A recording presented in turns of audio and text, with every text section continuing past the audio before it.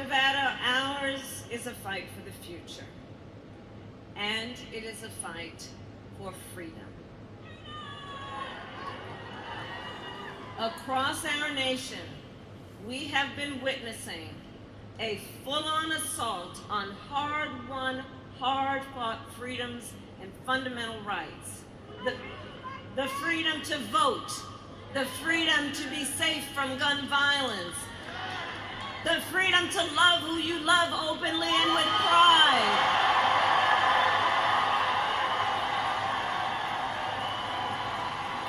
And the freedom of a woman to make decisions about her own body and not have her government tell her what to do.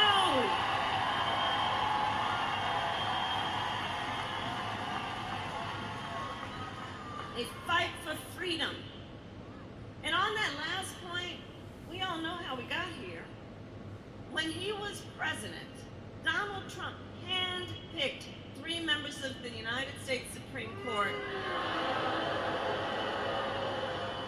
because he intended for them to undo the protections of Roe v. Wade. And as he intended, they did. Now, in more than 20 states, there is a Trump abortion ban. Many with no exceptions, even for rape and incest.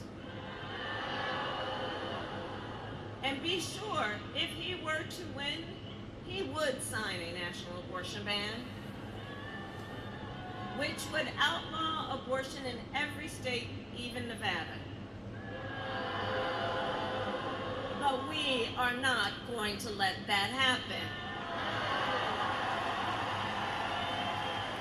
Because we trust women.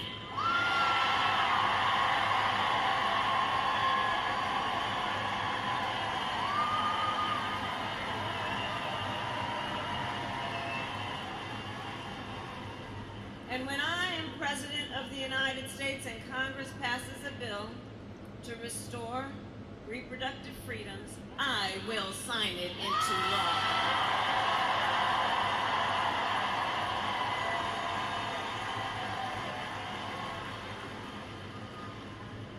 So I know the folks who are here, I know the people of Nevada, you are battle-born. You are battle-born. And if Donald Trump wants to pick a fight over our most fundamental freedoms, we say, bring it on. Bring it on. Bring it on.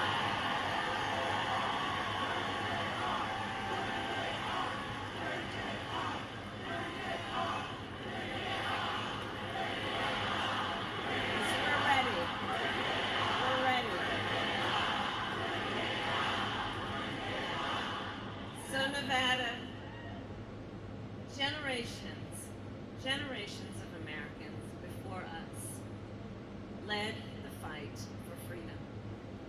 Now, the baton is in our hands. Each and every one of us. So we who believe in the sacred freedom to vote will finally pass the John Lewis Voting Rights Act and the Freedom to Vote Act. And we who believe in the freedom to live safe from gun violence will finally pass an assault weapons ban, universal background checks, and red flag laws. So much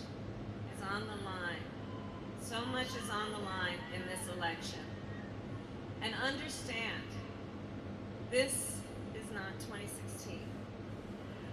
This is not 2020. This time around, the stakes are even higher.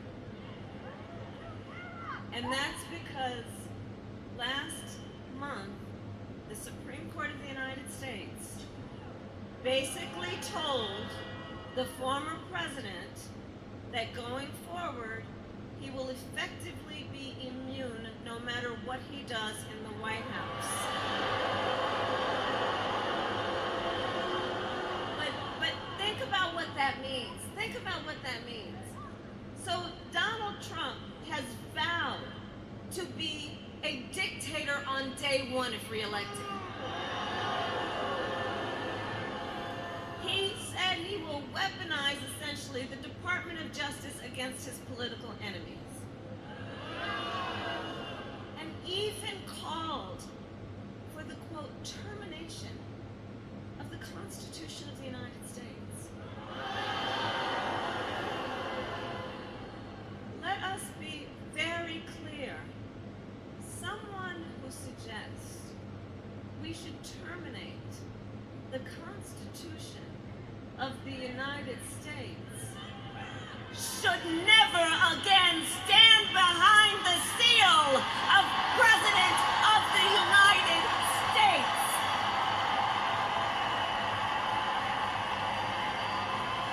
Never again. That's right. That's right. That's right.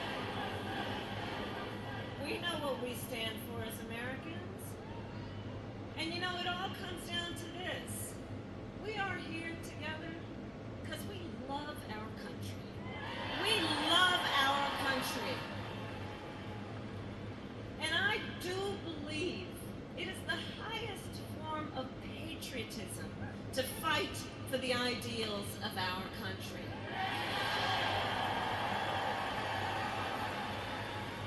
That is how we preserve the promise of America. And think about it. After all, the promise of America is what makes it possible for Tim Walz and me to be together on this stage today. Think about that. Think about that. Think about it. 2 middle-class kids, one a daughter of Oakland, California, who was raised by a working mother. I had a summer job at McDonald's. The other, a son of the Nebraska plains who grew up working on a farm. Think about it. Think about it. Only in America is it possible that the two of them would be running together